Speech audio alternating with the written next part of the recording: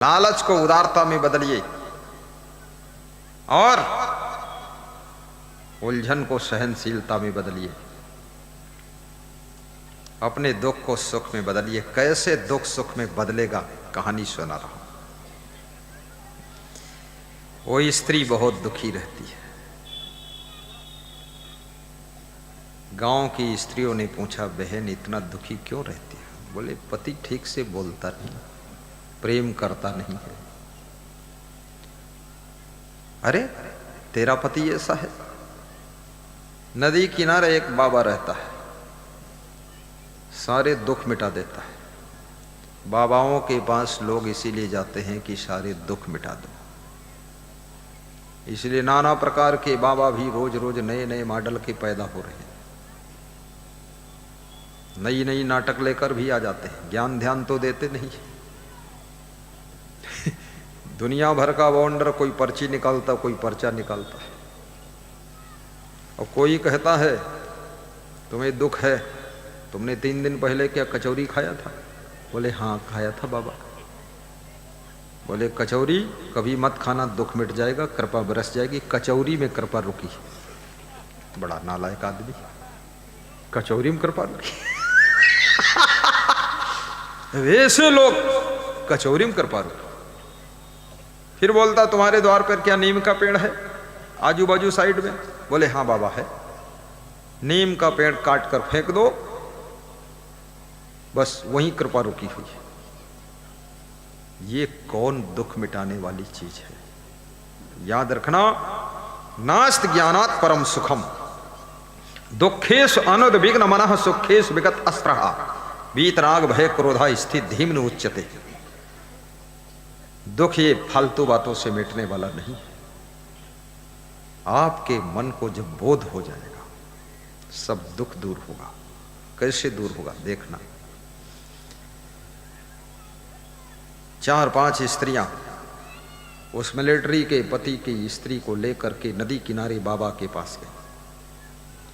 बाबा हवन करता था, धोनी रमाता था। तो बाबा ने कहा, क्या दुख? तो बता दिया दुख, ये दुख। तो महात्मा ने कहा, एक काम करना पड़ेगा। बोले क्या? बोले बाघ का, शेर का सींग का एक बाल ले आओ, तो ऐसा मंत्र पढ़ दूं कि दुख मिट जाए। बाबा होशियार था, वो समझ गया ये बाघ का बाल लेने जाएगी, बाघ इसको मार डालेगा, दुख सब मिट जाएगा। बाबा लोगों का खतरा है, इसलिए चक्कर में ज्यादा मत पड़ना। अब उसके मन में धुन सवार थी, जंगल पहुंच गई। और जंगल ज्यों ही गई, बाघ जोर से गरजा, छलांग लगाया, वो दौड़कर भाग कर आ गई। बोली ये तो काम बहुत असंभव है। दूसरे दिन फिर गई। दूसरे दिन मांस का टुकड़ा लेकर गई जो बाघ खाता है। और जब बाघ गरजा, पेड़ पे चढ़ गई और डर के ऊपर से मांस का टुकड़ा डाला।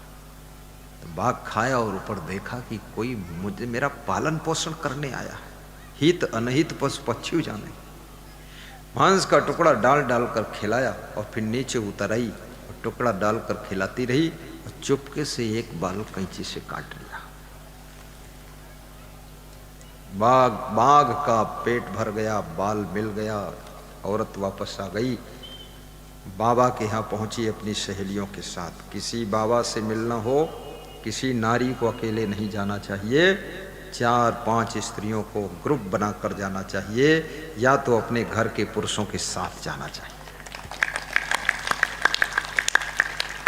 वो बाबा भी नालायक है जो अकेले में स्त्री को बुलाता है। वो बाबा ब्रह्मचारी नहीं है, बेविचारी है। अकेले कौन मंत्र बोलता तू? तेरे से ज्यादा मुझे मंत्र मालूम। अकेले वाला कौन मंत्र है? हाँ, बना घूमता बाबा ढाबा, राबा ढाबा मचाता बवाल। अकेले में क्या बोलता है? कान में कुर्र और फुर्र हुर्र। कल बाबा बता रहे थे ना। किसी संत ब्रह्मचारी को अकेले किसी माता बहन से मिलना नहीं चाहिए। और जहां माताएं बहनें हों उधर बार बार राउंड नहीं करना चाहिए, वहां स्नान भी नहीं करना चाहिए। क्योंकि याद रखना, नर नारी के अंगों में एक विशेष आकर्षण होता है, इसलिए वस्त्र पहने जाते हैं कि अपने अपने अंगों को थोड़ा मर्यादा में रखें ताकि आकर्षण ज्यादा ना हो, ताकि लोगों का चरित्र सुरक्षित रह सके। ये कारण होता है।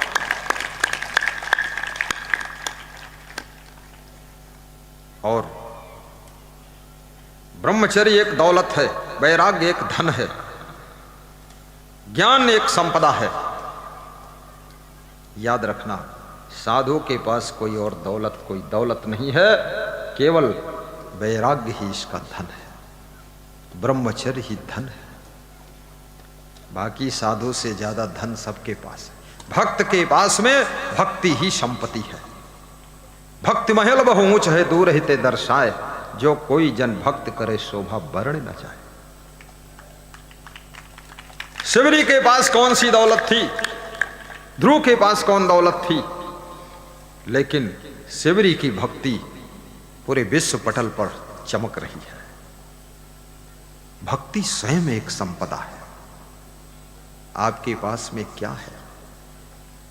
मुकेश अंबानी, टाटा जी के पास में तो धन है, आपको हम धनवान नहीं कह सकते, लेकिन याद रखना, अगर वो धनवान है तो तुम श्रद्धावान हो, तुम गुणवान हो, तुम महान हो, तुम चरित्रवान हो, तुम विवेकवान हो, और यही तुम्हारी दौलत है। इसीलिए उनसे ज्यादा तुम हंसते हो, खुश रहते हो।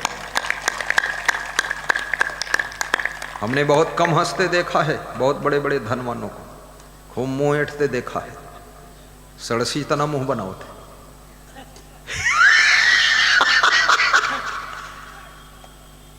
हंसते नहीं। हमसे राजस्थान में एक भगत पूछा, तुम हंसते क्यों ज्यादा? हमने कहा, तुमको क्या परेशानी? हम हंसते, तुम्हें क्या परेशानी? बोले, तुम्हारी तरह कोई साधु हंसत नहीं। तो हम कहे, नहीं हंसत तो उनसे पूछो जो कहे नहीं हंसत। बोले, व्यास गादी पर इतना हंसा जाता है। हम कहें, व्यास गादी पर तो कहूंगा टेंशन में बैठा जाता। अरे जब हम खुश होंगे तो हमारे सामने बैठे हुए हजारों लोग भी खुश हो जाएंगे। और फिर हमें दुख कौन है? कौन दुख है? क्योंकि सन्यास लेने के बाद सब मोह माया खत्म, और एक दिन सन्यासी भी खत्म, एक दिन पूरी दुनिया खत्म, सारा सामान खत्म, घर मकान खत्म, गाड़ी घोड़ा खत्म, पत्नी पति खत्म। तो जब खत्म ही खत्म है, सबका खात्मा ही है, तो हंस लेते कहीं खत्म हो जाओ, फालतू मोट।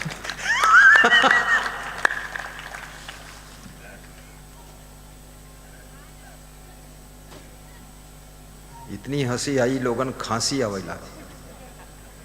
हंसी और खांसी, खांसो, खांसे बद रुक जाए, थोड़ा खांसी लो।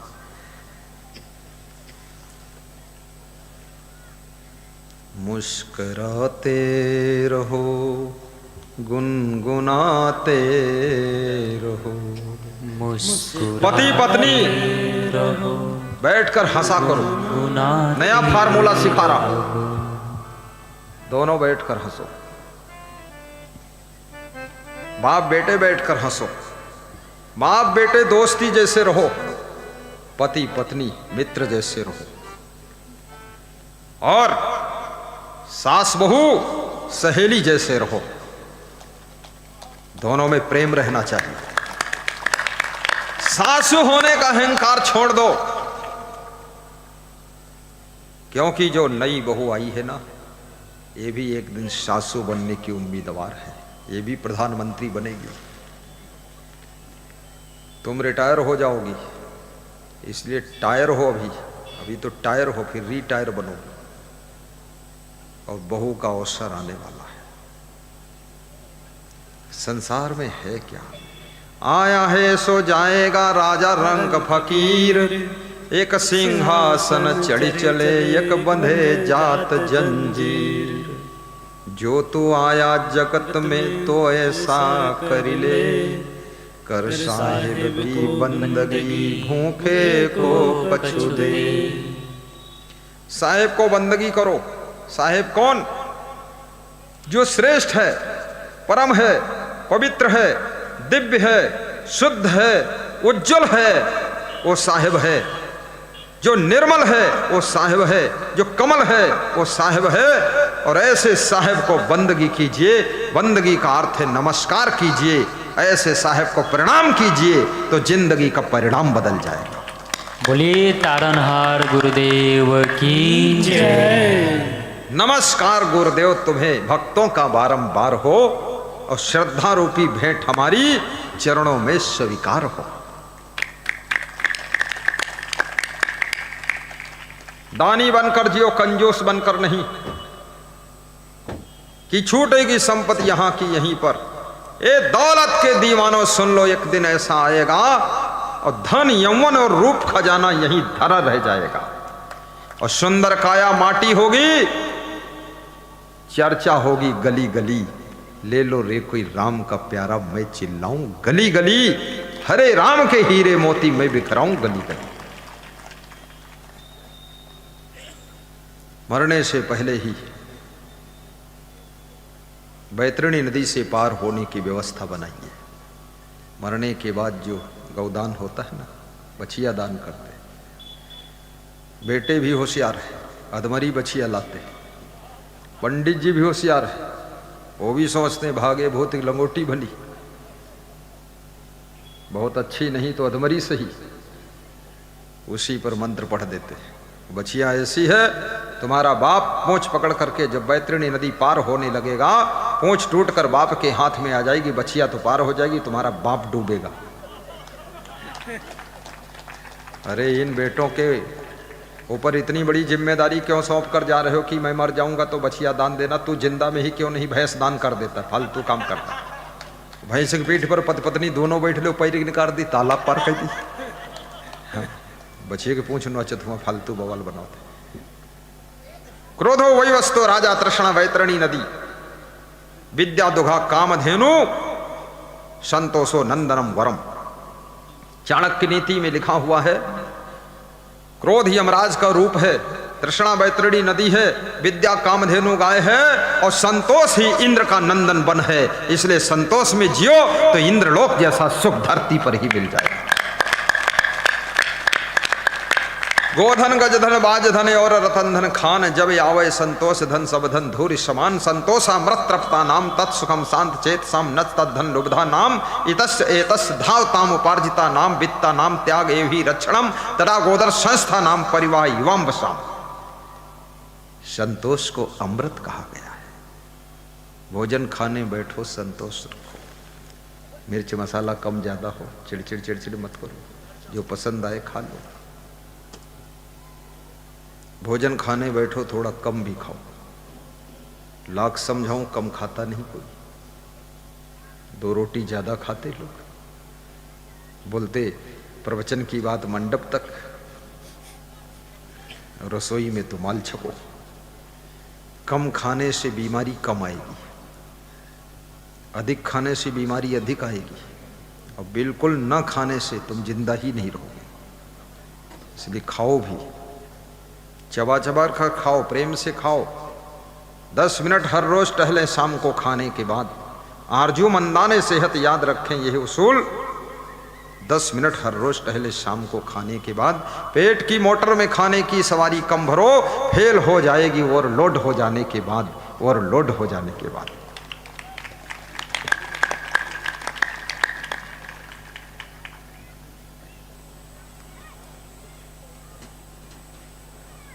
कोई स्त्री बाल लेकर के जब शेर का बाल, बाघ का बाल पहुंचाती है संत के पास में, संत उस समय धूनी ताप रहा था, आग जल रही थी धूनी में। संत ने बाल हाथ में लिया और धूनी की आग में डाल दिया। जब धूनी की आग में डाला, बाल जलकर राख हो गया। उस महिला ने पूछा कि बड़ी मुश्किल से बाल लाई हूँ, जान जोखिम में डालकर इसमें धूनी में जला दिया आपने, कुछ मंत्र वंत्र पढ़े नहीं, धूनी में जलने से पति का क्या सुधार होगा? तो संत मुस्कराया, बाबा मुस्कराया और बोला कि देवी मैं यही समझाना चाहता हूँ, कि शेर और बाघ का बाल लाना बहुत खतरनाक है, लेकिन कैसे लाई तुम ये बताओ। तो उसने कहा मैंने ऐसे ऐसे किया। फर्स्ट दिन गई तो दहाड़ सुनकर भाग आई, सेकंड दिन गई थोड़ा मांस के टुकड़े ले गई, पेड़ पे चढ़ गई, थोड़ा थोड़ा डाला, उससे प्रेम हो गया और फिर वो मांस खाने लगा। मैंने कैंची से एक बाल काट लिया। तो संत हंसा और बोला, जो नारी शेर को बस में करना जानती है अपने प्रेम के चुंबक से, वो नारी अपने पति को भी प्रेम के चुंबक से बस में कर सकती है। वही प्रेम घर में पैदा कर दीजिए तो तुम्हारा पति तुमसे प्रेम करने लगेगा। बोले यही मंत्र है? बोले यही मंत्र है। वापस घर जाओ यहां से, फालतू भीड़ मत मचाओ बाबा के। वास्तव में ये सच है, प्रेम ही एक मंत्र है, वशीकरण एक मंत्र है। तजदे वचन कठोर, तुलसी या संसार में सुख बजे चहुओर।